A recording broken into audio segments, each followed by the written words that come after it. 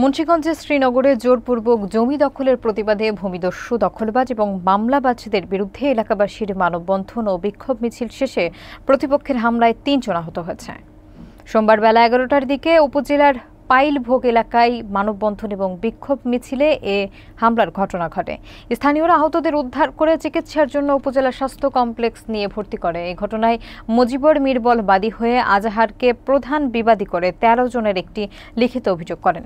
বিস্তারিত দেখুন খাদিজা আক্তারের প্রতিবেদনে।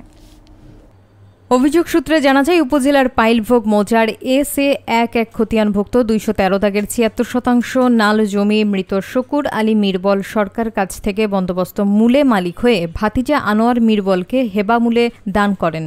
পরবর্তীতে পাইলভোগ গ্রামের আজাহার ও তার ছেলে মাহবুব সহ বিদ্যুৎ জাহাঙ্গীর আলম সানি, রাসেল মল্লিক, দিন ইসলাম এবং জুয়েল গং বিভিন্ন সময় ওই সম্পত্তি জোরপূর্বক দখলে নেওয়ার চেষ্টা করলে বিজ্ঞ দেওয়ানি আদালতে মামলা করেন আনোয়ার মিরবল।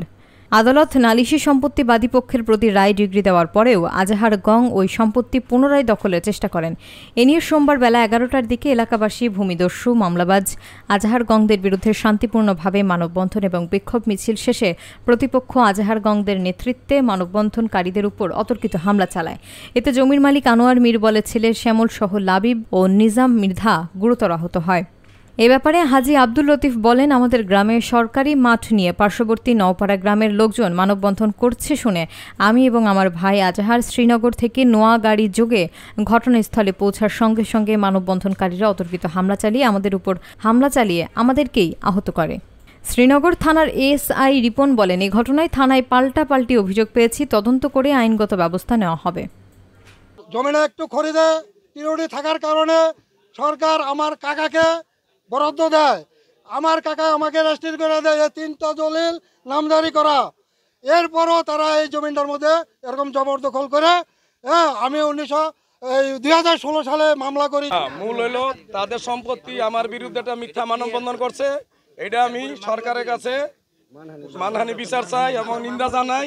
আমার বিরুদ্ধে কেন তারা মিথ্যা মানববন্ধন করলো, এটা আপনাদের জন্য সকলের কাছে আমি বিচার চাই।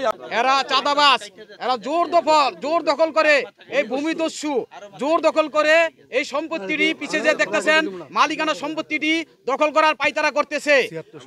এবং ৭৬% জায়গা এদের লোভ লালসা লেগে গেছে। আমাদের পশ্চিম নওপাড়ার জায়গা পাইলবুকে থাকাতে এরা এখন লোভ জাগছে। এই সম্পত্তিটি হলো আনোয়ার মেম্বারও উনি আনোয়ার মিরবল এবং মুজিবর মিরবলের। আমরা দেখছি, আমরা ছোটবেলা থেকে এই জমিতে আলু বুনছে, গম বুনছে, সরষা বুনছে, পাট হয়েছে, আমরা নিজেরাই কাটছি এবং এই গ্রামের কিছু কৃষক ছিল ওনারাও কাটছে। আমরা ছোটবেলা থেকে দেখে আসতেছি। 2016 সালের পরে মিনহাজ মিদ্দা, বিদ্যুৎ মোলর এবং এমারত, এটা আওয়ামী লীগের প্রভাব দেখে ওনারা এই জমিটি দখল করে নেয় এবং আমরা বারবার এটা ফসল বুনছি, ওনারা ফসল নষ্ট করছে। বৃত্তে ঢুকছি, আমি এমনি বৃত্তে সারাইতে ঢুকছি, আমরা আয় করতেছি। এরপর ওরা দাও বুড়িলে চাকুমা করলে সব কিছু আয় আমগুলো যাবাই বসে। কে মারছে? ওই যে নন্দ গুতেন চিনি না সবাই। ওই বলতে আমার একটা খুব লেগে গেছে। ওইখান থেকে আসতেছিলাম, তো গাড়ির থেকে নামায় বাড়ি লাগাইছি। তোমার বাড়ি কই? আমার বাড়ি পশ্চিম নওপাড়া। মানববন্ধন হয়েছিল, মানববন্ধন শেষে আমরা বাড়ির সবাই চলে আসি। আচমকা ভাজে আজাহার, তার ছেলে মাহবুব, তার বড় ভাই লতিফ, গাড়িতে থাকা আরও লিটন, এরা এসে এই যে আমাদের দেখেন হাতে, এই যে দেখেন আমার এই যে চাইটা ভেঙে গেছে। এই যে আমার ডাইন হাত প্রচুর ভাজে মনে করেন একটা বাড়ি দিচ্ছে। ওরা হকি স্টেট সহ রান্দাও সহ আগে পূর্বে এই ছিল। আমার এলাকা আমার লগে মানববন্ধন শান্তিপূর্ণ ভাজে আমরা করছি।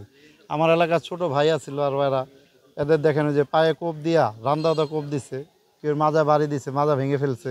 এই যে আমরা ট্রিটমেন্ট নিতে হাসপাতালে আসছি। আর আমরা আজকে পশ্চিম নওপাড়া গ্রামবাসী সবাই মিলে আমরা আমাদের গ্রামের প্রত্যেক সম্পত্তি জনাব সাবেক মেম্বার, সফল মেম্বার, দুইবার মেম্বার আনোয়ার মীর, তার বাবার প্রত্যেক সম্পত্তি আমরা রক্ষার্থে আমরা গ্রামবাসী একত্রিত হই এবং মানববন্ধন করি।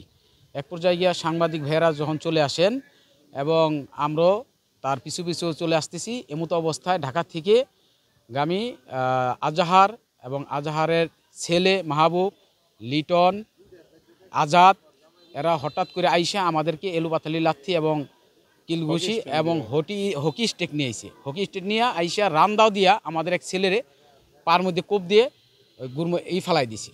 যাই হোক, এক পর্যায়ে গিয়ে আমার এই যে ভাই ওকে ওর হাতেও অনেক মারাত্মক আঘাত, এবং আরেক ভাইয়ের সিএনজি অটো নিয়ে আসতেছিল, ওকে ধরে ওর মাজার মধ্যে বাড়ি বুড়ি দিছে, ও এখন ট্রিটমেন্টে আছে।